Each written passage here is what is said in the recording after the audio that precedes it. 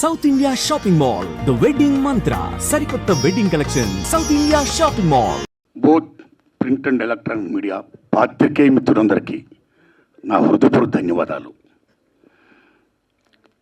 వారు ప్రెస్ మీట్ను కూడా కాసేపు ఆపి నాకు ఇచ్చినటువంటి సురేష్ గారికి, నాకు ఈ హెల్ప్ చేసినటువంటి సతీష్ గారికి, నాయకులు లక్ష్మణ్ గారికి, మీ అందరికీ నా నమస్కారాలు.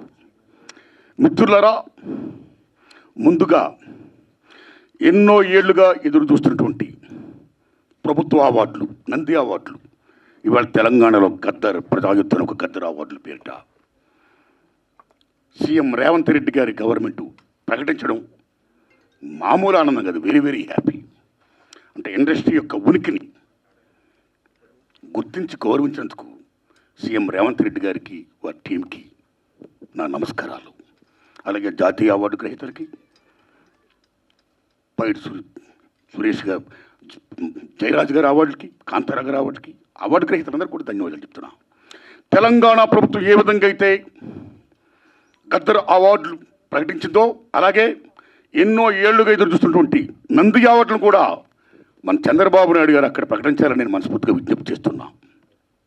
ఇక ముఖ్యంగా నేను మీ పాత్రికేయ మిత్రులందరినీ ఎందుకు విజ్ఞప్తి చేశానంటే, రీసెంట్గా ఇండస్ట్రీ మొత్తం పర్సంటేజ్ కావాలని మ్యాక్సిమం అబౌవ్ 80% అనే ఇష్యూ మీద చర్చలు జరుపుతూ both producer council and film chamber అనేక చర్చలు జరుపుతూ కొనసాగిస్తున్న దశలో ఎప్పుడు చర్చలు ఫలప్రదం అవుతాయా, ఎప్పుడు సినిమా ఇండస్ట్రీలో పర్సెంటేజ్ సిస్టమ్ వస్తుందా అని ఎదురు చూస్తే నాలాంటి సగటు నిర్మాతలందరికీ కూడా తీరని విఘాతం జరిగింది. ఈ మధ్య రీసెంట్గా ఒక విషయం ఏంటంటే, హరిహర వీరమల్లు అనే సినిమాని ఆపడం కోసమే జూన్ 1 నుంచి బంద్ ప్రకటిస్తున్నారు, పర్సెంటేజ్ కానీ ఇవ్వకపోతే అనే మాట రావడం అనేది చాలా దుర్మార్గం. It's a trash. అది ఉత్తిది, అది కరెక్ట్ కాదు, అందులో కుట్ర ఉంది, ఆ కుట్రదారులు ఎవరు తెలుసుకోవాలి అని స్వయంగా పవన్ కళ్యాణ్ గారు ఆఫీస్ నుంచి రావడం అనేది, స్వయంగా సినిమాటోగ్రఫీ మంత్రి దుర్గేష్ గారు మాట్లాడడం అనేది కరెక్ట్ కాదు. ఎందుకంటే మిత్రులారా, ప్రొడ్యూసర్ కౌన్సిల్ కానీ, ఫిల్మ్ ఛాంబర్ కానీ, అది సినిమా పరిశ్రమ యొక్క పాలనా సంస్థలు, ఆ రెండు సంస్థలు కూడా బంద్ ప్రకటిస్తామని ఇప్పుడు చెప్పలా. డిసిషన్స్ ఆర్ గోయింగ్ ఆన్ అని చెప్పారు వాళ్ళు. దట్ ఇంకో విషయం చెప్తున్నా మీకు, బంద్ అనేది ప్రజాస్వామ్యంలో ఒక బ్రహ్మాస్త్రం. ఎవరైనా బంద్ ప్రకటించే ముందు సినిమా ఇండస్ట్రీలో అకార్డింగ్ టు నామ్స్ 3 వారాల ముందుగా తెలియపరచాలి. ఇదిగో పలానా ఇష్యూ మీద మేము ఫైట్ చేస్తున్నాం, అది ఇంకా కొలిక్కి రాలేదు కాబట్టి మేము బంద్ ప్రకటించబోతున్నాం అనే విషయాన్ని నిర్మాతలకు 3 వారాల ముందు తెలియపరచాలి. This is norms, it's a preamble. 3 వారాల ముందు తెలియపరిస్తే రిలీజ్ డేట్ ఎవరు తెచ్చుకున్నారో, మేము రిలీజ్ డేట్ ఇచ్చుకున్నామండి, ఇంకో 2 వారాలు మేము రిలీజ్ చేస్తున్నామండి అని ప్రిపేర్ అయిన నిర్మాతలను ఇబ్బంది పెట్టకుండా ఉండడం కోసమే 3 వారాల ముందు తెలియపరచాలి according to norms. So June 1 bandh ప్రకటిస్తే, ఒకవేళ జూన్ 12 అంటే 2 వారాలు కూడా కాదు కదా, ఏ రకంగా మీకు హరిహర వీరమల్లుకి అది వర్తింపు చేస్తుందండి? అది కరెక్ట్ కాదు. పవన్ కళ్యాణ్ గారి మీద ఎవరైనా కుట్ర పండుతారు. తెలుగు చలనచిత్ర పరిశ్రమలో విశ్వవిఖ్యాత నట సార్వభౌమ ఎన్టీ రామారావు గారు, భారతదేశంలో ఎన్టీఆర్ మన తెలుగు జాతిని ఖ్యాతిని చేసిన మహనీయుడు. As a politician, as a CM, like this anything else. ఎంత గర్విస్తామో. తర్వాత మళ్ళీ మంచి గొప్ప పేరు తెచ్చుకొని ఈవేళ ఒక జనసేన పార్టీ పెట్టి ఈవేళ డిప్యూటీ సీఎం అయ్యారంటే వీఆర్ ప్రౌడ్ ఆఫ్ ఇట్. మన తెలుగు చిత్ర పరిశ్రమ మొత్తం అంతా గర్విస్తున్నది. Hats off to Pawan Kalyan garu. Chandrababu Naidu గారికి సెల్యూట్. మేము పవన్ కళ్యాణ్ గారిని ఏ రకంగా దుర్మానం కాము, కానీ పవన్ కళ్యాణ్ గారు ఆపించి ఆ రకంగా కరెక్ట్ కాదు రావడం. ఓకే, వచ్చిందనుకోండి, ఇష్యూ వస్తే మహాత్మా గాంధీ ఏమన్నాడు, ప్రపంచ యుద్ధాలను కూడా చర్చల ద్వారా ఆపొచ్చన్నాడు ఆయన. ఒక సీఎం, ఒక డిప్యూటీ సీఎంగా మీరు అక్కడ సీఎం చంద్రబాబు నాయుడు గారితో మాట్లాడి హరిహర వీరమల్లు అనే టాపిక్ మీరు ఎత్తకుండా, ఓకే మీ ఇండస్ట్రీ కష్టాల్లో ఉన్నప్పుడు రండి, మన సిట్టింగ్ చేసుకుందాం రండి, మాట్లాడుకుందాం రండి అని చెప్పుకుంటూ ఒక పెద్ద రోల్ ప్లే చేసి ఉంటే, ఒక చలనచిత్ర పరిశ్రమ బిడ్డగా మిమ్మల్ని మేము ఎంత గౌరవించేవాళ్ళం సార్. ఎంత బాగుండేది సార్, ఎంత బాగుంటుంది సార్. ఆ పని చేయండి సార్ పవన్ కళ్యాణ్ గారు. ఎందుకంటే పర్సెంటేజ్ సిస్టమ్ వల్ల ఇండస్ట్రీ ఇవాళ చాలా మేలు జరుగుతుందండి. పర్సెంటేజ్ సిస్టమ్ లేకపోవడం వల్ల ఇండస్ట్రీ సగటు నిర్మాత మొత్తం కొలాప్స్ అయిపోతున్నారండి ఇవాళ. మీరు నమ్మండి sir. Why? Because all malls PVRs మొత్తం ఇలాంటివన్నీ వచ్చేసిన తర్వాత సింగిల్ థియేటర్స్ ఇవాళ ఉనికి లేకుండా పోతుందండి. తెలంగాణలో 500 ఉన్న సింగిల్ థియేటర్లు ఇవాళ 200 చిల్లరకు వచ్చేసాయి. ఆంధ్రప్రదేశ్లో 500 పైన ఉన్న సింగిల్ థియేటర్ ఇవాళ 300 పైసలకు వచ్చాయి. సింగిల్ థియేటర్ లేకపోతే యొక్క ప్రేక్షకుల పరిస్థితి ఏమిటి? ఇవాళ మాల్స్లోని ఆటల్లోని ఇటువంటి సోకాడు థియేటర్స్లో రేట్స్ ఎంత ఉన్నాయి? ఇవాళ ఎంత పీపచ్చమైన రేట్స్. ఆడికి వెళ్ళి ఏదైనా పాప్కార్న్ తింటేనే 500 రూపాయల, డ్రింక్ 200 రూపాయల, టికెట్ మొత్తం 200, 300 ఇలాగ అనుకుంటే సగటు ప్రేక్షకుడు ఎక్కడ సినిమా చూడగలుగుతాడు? ఏ రకంగా వెళ్ళగలుగుతారు? ఇవాళ భారతదేశంలో సినిమా పరిశ్రమ అనేది సామాన్యుడికి వినోదం. అలాంటి వినోదాన్ని సగటు మనిషికి దూరం చేస్తుంది ఇవాళ బికాస్ ఆఫ్ దీస్ పాలసీస్. కాబట్టి సింగిల్ థియేటర్ని బతికించుకోవాలి, దానికి పర్సంటేజ్ సిస్టమ్ కావాలి. ఈ పర్సంటేజ్ సిస్టమ్ అనేది ఇప్పుడు నుంచి కాదండి. నేను ఎందుకు ప్రశ్న పెట్టానంటే since 25 years the issue is going on. ఈ పర్సంటేజ్ కావాలని కోరిన వాళ్ళు మేము కూడా ఒకటి, నేను కూడా ఒకనండి. ఆ రోజుల్లో మీరు నమ్మని మిత్రులలో కిఎల్ నాన్నగారు ఉన్నప్పుడే ప్రొడ్యూసర్ కౌన్సిల్ అధ్యక్షుడిగా మేము విజ్ఞప్తి చేశాం. కాలా సి కళ్యాణ్ గారు ఉన్నప్పుడు విజ్ఞప్తి చేశాం. కాలా కిరణ్ గారు ఉన్నప్పుడు విజ్ఞప్తి చేశాం. కాలా అలాంటి దశలో మీరు నమ్మండి, ఇదే ఫిలిం ఛాంబర్ ముందు టెంటలు వేశాం. అక్కడ ఓ సురేందర్ రెడ్డి గారు, ఓ నట్టి కుమార్ గారు, ఓ మోహన్ గారు, ఓ బెక్కం వేణుగోపాల్ గారు, నేను ఇంకా అనేక మందిని ఈ ఉద్యమాలు చేస్తున్నప్పుడు ఆదిశేషవరరావు గారు, తమ్ముడు భరద్వాజ్ గారు, కేఎస్ రామారావు గారు, చంద్రబాబు శ్రీనివాసరావు గారు, అచ్చిరెడ్డి గారు, కృష్ణారెడ్డి గారు పెద్ద మంది సంఘీభం ప్రకటించారు. ఎన్ని చేసినా ఏమీ కాల. వెళ్ళి స్వయంగా నేను వెళ్ళి రామారాయణ గారు రిక్వెస్ట్ చేశా, నారాయణ పర్సంటేజ్ సిస్టమ్ కావాలి, అది మంచిది.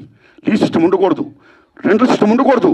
నేను సురేష్ బాబుతో మాట్లాడతాను, I am with you, I am with that moment అన్నాడు రామారాయణ గారు. మహానుభావుడు కీర్చేసి అయ్యారు. అది ఇప్పుడు తచ్చులు ఫలప్రదం కాల. ఆ తర్వాత అల్లు అరవింద్ గారిని రిక్వెస్ట్ చేశాం. నారాయణమూర్తి అందరం కలిసి చర్చించుకున్న విషయం మీద ఏది మంచిగా చేద్దామన్నాడు ఆయన.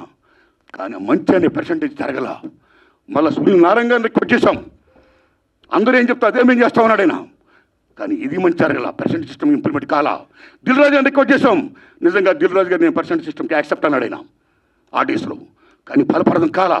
ఆ టైంలో అప్పుడు ఇండస్ట్రీ పెద్ద మహానుభావుడు మా గురువు దాసనాండారు ఇంట్లో మా గురువు గారు కేఎస్ రామారావు గారు, తమ్ముడు భరద్వాజ్ గారు, నేను, సి కళ్యాణ్ గారు అందరం మీట్ అయ్యాం. మీట్ అయిన తర్వాత VNR Nageswara Rao distributor from Telangana. Percentage system కావాలి, ఏ సిస్టమ్ కావాలి? ఆక్యుపేషన్ పర్సెంటేజ్ కావాలని కొందరు, 50-50 కావాలని కొందరు, ఇలా రకరకాల మాడుతున్నప్పుడు ఇది తప్పకుండా తేలుతాం. ముందు పర్సెంటేజ్ సిస్టమ్ పెట్టాలి, రెండు సిస్టమ్ ఉండకూడదు, లీజ్ సిస్టమ్ ఎత్తేయాలి అనే దాన్ని ముందు మీరు తీసుకురండి అని మేము విజ్ఞప్తి చేస్తే మా గురువు దాసనాండ దాన్ని యాక్సెప్ట్ చేశారు, ముందు తీసుకుని వెళ్ళారు. కానీ ఫలప్రదం కాలే, ఇంప్లిమెంట్ కాల. లేటర్ ఆఫ్ ఇండస్ట్రీ పెద్ద చిరంజీవి గారి దగ్గరికి వెళ్ళాం. ఇది ఇష్యూ మీద రైజ్ చేశాం, విజ్ఞప్తి చేశాం. టికెట్స్ రేస్ పెంచుద్దని చెప్పడం విషయంలో కానీ ఈ ఇష్యూలో కానీ ఆయన కృషి చేశాడు. మరీ ఫలప్రదం కాల. So this is a very big issue. Since 25 years this percentage system is going on. The issue is going on, not clearing. అది కావాలి. అలాంటిది ఇవాళ పర్సెంటేజ్ సిస్టమ్ కొలుపుకొచ్చే దశలో హరిహరి వీరమ్మలకి దీనికి ఒక లింకప్ పెట్టి ఏం సంబంధం అండి? ఏమీ సంబంధం లేదు. ఈ రకంగా దాన్ని ఇచ్చేస్తారని చెప్పి ఈ పర్సెంటేజ్ సిస్టమ్ అనే ఇష్యూని పక్క తోసేసేసి హరిహరి వీరమ్మను ఫోకస్ చేయడం అంటే ఎంత దూరం ఉండేది? అది కరెక్ట్ కాదండి. అందుకని నేను మనస్ఫూర్తిగా ఇది ఫీల్ అయ్యే నేను చెప్పడం కోసమే నేను విజ్ఞప్తి చెప్తూ పవన్ కళ్యాణ్ గారిని విజ్ఞప్తి చేస్తున్నా, నేను చంద్రబాబు నాయుడు గారిని విజ్ఞప్తి చేస్తున్నా, దుర్గేష్ గారిని విజ్ఞప్తి చేస్తున్నా. పవన్ కళ్యాణ్ గారు మాట చెప్పారు, ఇండస్ట్రీ వారు వచ్చి గవర్నమెంట్ ఏర్పడ్డ వెంటనే వచ్చి పలకరించవచ్చు కదా, మర్యాదపూర్వకంగా కలవచ్చు కదా అన్నారు. ఆయన శభాష్, కలవాలి రాజులు, మీరు కలుస్తాం. కానీ ఒక విజ్ఞప్తి చేస్తున్నాం, పూర్వకాలంలో రాజుల దగ్గరికి ఏదైనా ప్రజలకు సమస్య వచ్చినప్పుడు ధర్మగంట కొడితే లోపలికి వెళ్ళేవారు. దాని బిఫోరే రాజులే ప్రజల దగ్గరికి వెళ్ళేవాడు, రచ్చబండ పెట్టేవారు. మీ ప్రజలకు ఏం సమస్య ఉంటే రండి చెప్పండి అని అడిగేవాడైనా, అక్కడక్కడిగా తీర్పులు చెప్పేవాడు, సాల్వ్ చేసేవారు, ప్రజలకు మేలు చేసేవాడైనా. ఇదిగో మా ఊరికి చెరువు కావాలి, మా ఊరికి విద్య కావాలి, మా ఊరికి వైద్యం కావాలి, లైక్ దిస్. అలాగా మీ మినిస్టర్లు కూడా అయిన వెంటనే ఇండస్ట్రీని పిలిచి రండి, మీకేం సమస్యలు ఉన్నాయి, నేనేం చేయాలి, మేమేం చేయాలి అని చెప్తే మేము కూడా ఎంత ఆనందపడేవాళ్ళం అండి. మేము మీ బిడ్డలు అండి, చిల్డ్రన్ ఆఫ్ ది స్టేట్. మేము మీకు ఓట్లు వేసిన వాళ్ళమి, మిమ్మల్ని లెక్కించిన వాళ్ళమి, మీ బిడ్డలు మేము.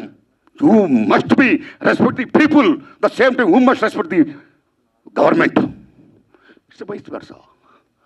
సో మై హంబుల్ రిక్వెస్ట్, దయించి ఈ పర్సెంటేజ్ సిస్టమ్ పక్కకి పెట్టేయకుండా, పర్సెంటేజ్ సిస్టమ్ అనేది మెయిన్ ఇష్యూ కాబట్టి. ఎందుకంటే ఆల్ మాల్స్ ఇవాళ ఆక్యుపై చేసి 50% దే ఆర్ టేకింగ్. కార్పొరేట్ సెటప్తో కూడుకొని ప్రైవేట్ సంస్థలు ఏమైతే ఉన్నాయో ఆ కార్పొరేట్స్ అందరూ కూడా వాళ్ళు they are getting 50%. But single థియేటర్కి ఏమైంది? సింగిల్ థియేటర్ అందరూ మనవాళ్ళు, ఎక్కడవాళ్ళు, ఓ ఫ్యాషన్తో కట్టుకున్నవాళ్ళు, ఈ తల్లిని నమ్ముకున్నవాళ్ళు. సినిమా అంటేనే తల్లి తండ్రి నిర్మాత తీసేవాడు, చూసేవాడు, ప్రేక్షకుడు దేవుడు, ఇద్దరికి మధ్య సంధానంగా చూపించే తల్లి సినిమా, సినిమా హాల్ ఓ దేవాలయం. ఆ దేవాలయాలు బాగుండాలి.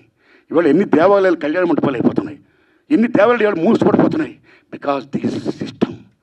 కాబట్టి మల్టిపుల్ నేషన్స్, ఈ ప్రైవేట్ కంపెనీస్, ఈ కార్పొరేట్స్ అందరూ వచ్చేసిన తర్వాత చిన్న చేపని పెద్ద చేప, చిన్నమాయని పెదమాయని పెంగళ నాగేంద్ర మాయాబజార్ చెప్పినట్టు ఈవేళ they are occupying they like octopus. కాబట్టి చిన్న నిర్మాతని బతికించుకోవాలి, సింగిల్ థియేటర్ని బతికించుకోవాలి. The same time percentage system ఉంటేనే ఇద్దరు బాగుంటారు. కాబట్టి ఈ దశలో పవన్ కళ్యాణ్ గారు నేను విజ్ఞప్తి చేస్తున్నా, పర్సంటేజ్ సిస్టమ్ ఉంచండి సార్, దాన్ని ఫుల్ఫిల్ చేయించండి సార్. అది ఎలా చేస్తే బాగుంటుందో ఆలోచించి దానికోసం మీటింగ్ పెట్టి సక్సెస్ చేయించండి సార్. ఈ దశలో producer council and film chamber నేను విజ్ఞప్తి చేస్తున్నాం. ఆల్రెడీ మీరు విశాఖపట్నంలో మీటింగ్ అయ్యారు. ఏ మీటింగ్ చేసుకున్నా సరే 25,000 బట్టి రావణ కాష్టంలా కాలుతున్న ఏ పర్సెంటేజ్ సిస్టమ్ అయితే ఉందో దాన్ని మీరు మళ్ళీ పక్కకి దోసేయకుండా, ఏదేదో దాన్ని అడ్డం పెట్టి దాన్ని మళ్ళీ అడ్రస్ లేకుండా చేయకుండా ఆ పర్సెంటేజ్ సిస్టమ్ విషయంలో కొలిక్కొచ్చి ఇంప్లిమెంట్ చేసి సగటు నిర్మాతను బ్రతికించండి. అప్పుడే మా సినిమాలు చూస్తారు జనం, లేకపోతే ఓటీలు చూస్తారండి. ఈవేళ మాలా జనం రావాలి. జనం రావాలంటే బడుగు బలహీన వర్గాలు రావాలంటే ఎక్కడ వస్తారండి? వాళ్ళ కొద్ది డబ్బులు పెట్టి ద కాంట్ కమ్. ఆ ఓటీలు వస్తుంది చూద్దాంలే. ఎన్ని సినిమాలు ఇవాళ బాగా ఆడుతున్నాయండి? పర్సెంటేజ్ సిస్టమ్ ఎంత తగ్గిపోయిందండి. కాబట్టి సినిమా పథకాలను, సగటు నిర్మాత పథకాలను 80% ఆఫ్ ఇండస్ట్రీ పథకాలను మనుగడ ఉండాలి. సరే, పర్సెంటేజ్ సిస్టమ్ కావాలి. ఆ సిస్టమ్ కోసం పెద్దలందరూ కృషి చేయాలి. Film chamber and producer council ఆ విషయంలో నిర్ణయం తీసుకోవాలి. గవర్నమెంట్ మనం కలాలి. కాబట్టి అపాయింట్మెంట్ అంతగా ఆనందం పెట్టండి. మీరు వెళ్ళండి, కలవండి, మన డిమాండ్స్ చెప్పండి, పర్సెంటేజ్ సిస్టమ్ కావాలి, ఇంప్లిమెంట్ చేయండి అని విజ్ఞప్తి చేయండి. అదే నా విజ్ఞప్తిగా భావిస్తూ ఇక రేట్లు మాటది వచ్చిందా? Thank you. మైక్ రాలేదంటే ఇంకా ఈ రేట్లు విషయం మాట్లాడేసి నేను నిన్న పని చూసుకుంటానని మిమ్మల్ని డిస్టర్బ్ చేయనండి. సురేష్ అన్న, రేట్లు చాలా ఇంపార్టెంట్ అండి. మీరు నమ్మండి, భారతదేశంలో 1961 తర్వాత థియేటర్లో ఏ రేట్లు పెట్టాలి, ఎలా పెట్టాలి, భారతీయుల యొక్క తలసరి ఆదాయాన్ని బట్టి, జీవన ప్రమాణాలను బట్టి రేట్లు నిర్ణయించినప్పుడు గవర్నమెంట్ ఒక కమిటీని వేసి ఓ నేల, ఓ బెంచి, ఓ కుర్చీ, ఓ బాల్కనీలై తరగతులు సృష్టించింది. ఈవేళ నేల లేదు, బెంచీ లేదు, ఒకటే క్లాసు లేకపోతే 2 క్లాసులు, మొత్తం థియేటర్స్ మొత్తం ఆ రకంగా చేసేసారు. ఓకే, ఇక రేట్లు అనేది ఏమవుతున్నాయో సిస్టమ్ ప్రకారం గవర్నమెంట్ ఏదైనా ఒక రేటు పెడితే ఆ రేట్ని అందరూ కూడా హానర్ చేయాలి. అలాగ హానర్ చేయకుండా ఈ మధ్య కాలంలో చాలామంది భారీ చిత్రాలు తీసే నిర్మాతలు వాళ్ళు ఓ వేల కోట్లు పెడుతున్నారు. ఓకే, హ్యాట్సప్, సెల్యూట్, కేపబిలిటీ ఉంది, పెడుతున్నారు, మనం గర్విస్తున్నాం, సంతోషమే.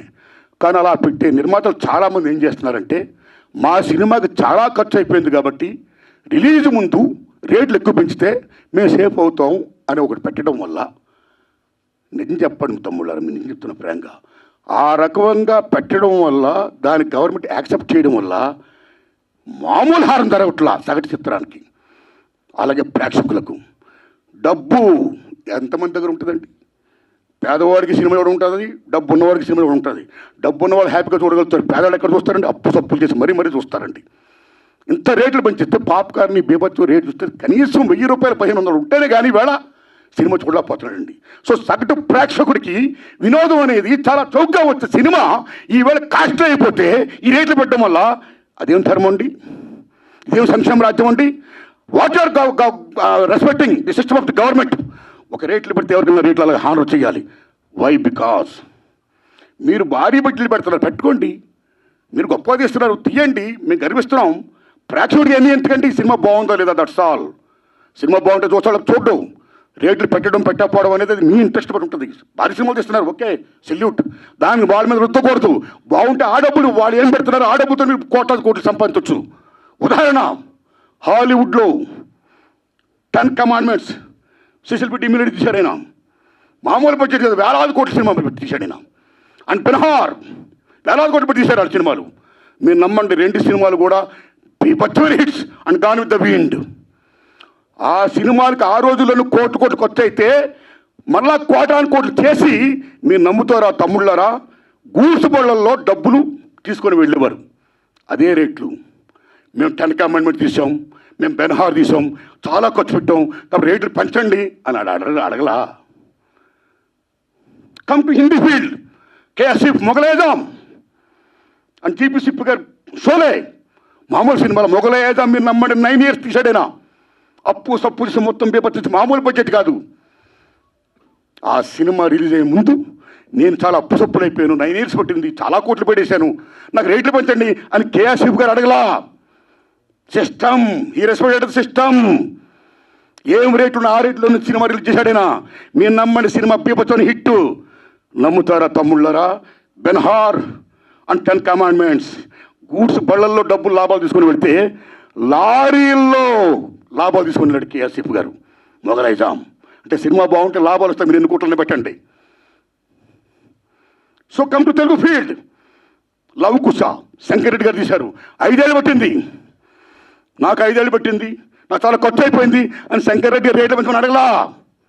సినిమా రిలీజ్ అయింది, మీరు నమ్ముతారా, 5 years పైన సినిమా. ఇప్పుడు దాకా లవ్ కుశ మిత్ర హిట్లే తెలుగు సినిమా ఇండస్ట్రీలో. ఆయన అడగలా డబ్బులు, రేట్లు పెంచుకొని అడగలా. ఏ రేట్లు ఉన్నాయో ఆ రేట్లోనే ఆయన సినిమా రిలీజ్ చేశాడు. మీరు నమ్ముతారా తమ్ముళ్ళరా. ట్రక్కుల్లో లాభాలు వచ్చాయి, బళ్ళల్లో డబ్బులు వచ్చాయి. షోలే జీపీసీ గారు అడగలా, ట్రక్కుల్లో లాభాలు తీసుకున్నాడు ఆయన. కాబట్టి సినిమా బాగుంటే జనం వస్తారండి. మీరు ఇలా రేట్లు పెంచేసుకుంటా ఒక 1 week ఇలా చేసేసి మళ్ళీ మానేస్తా. థియేటర్ నేను ఆటో మీద ట్రావెల్ చేస్తున్నప్పుడు, తమ్ముడు మన సినిమా చూసేవాళ్ళ, తమ్ముడు ఏ సినిమా చూసామంటే సినిమా చూడాలి ఉందండి, కానీ చాలా రేట్లు పెట్టేశారండి ఫస్ట్ వీక్. నా ఫేవరెట్ యాక్టరే కానీ డబ్బులు లేవు, అప్పు చేయాలంటే కష్టంగా ఉంది, చూడలేకపోతున్నానండి. ఆ రకంగా ఎంత డ్యామేజ్ అవుతుందంటే సినిమాకి. ఇప్పుడు ఎందుకంటే రేట్లు పెంచుతారు. ఒక నామ్స్ ఉన్నాయి, you must respect the norms, you must respect the system. And అన్నింటినీ మించి సంక్షేమ రాజ్యం ఉంది. ఏ సగటు ప్రేక్షకుడు ఉన్నాడో ఆ సగటు ప్రేక్షకుడు భారతదేశంలో సినిమాయే వినోదం. ఆ వినోదం దూరం చేయకండి ఈ రకంగా పెట్టి. సో దిస్ ఈజ్ ఒక మాల్ ప్రాక్టీస్. ఒక రకంగా చెప్పాలంటే దిస్ ఈజ్ మీరు నమ్మని తమ్ముళ్ళరా, ఈ భారీ చిత్రాలు చేస్తున్న నిర్మాతలు, government is doing a black marketing in the name of rising the rates. Correct కాదు. అలా పెంచకుండా అందరికి ఒకలా సిస్టమ్ పెట్టి సగటుని మాత్రం బతికించి పెర్సెంట్ సిస్టమ్ కాపాడండి. అది రుచిగా చెయ్యండి. ఆ రకంగా మీరు అందరూ పెద్దలందరూ కూర్చొని మాట్లాడుకొని మేలు చేయండి. ఇది నా విజ్ఞప్తి. Thanks a lot. ధన్యవాదాలు అండి మీకు. Thanks a lot.